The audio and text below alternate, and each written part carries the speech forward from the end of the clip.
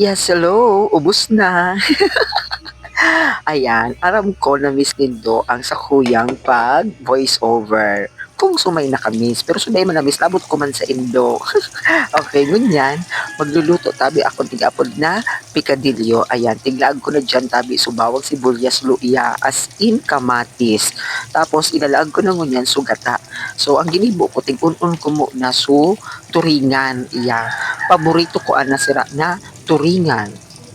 Masiram kaya siya kapag tig-inunon mo na sa turingan para magnamit ang kasiram-siram na suka. Ayan, pagkatapos kayan, tigdaag ko na so pichay. So tangkay kang pichay ang tigdaag ko matagas yan na part kang pichay. Kaya dapat yan ang mainot para maglumoy-lumoy mo na ganun. Ayan, bukag-bukago na diit. Ayan, hanggang sa marunot ang sira. Joke lang.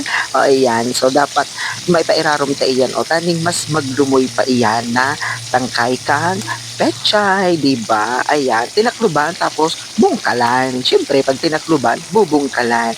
Ayan, ilaag ta na so dahon. Ta iyan na dahon. Madali man sa na iyan maluto.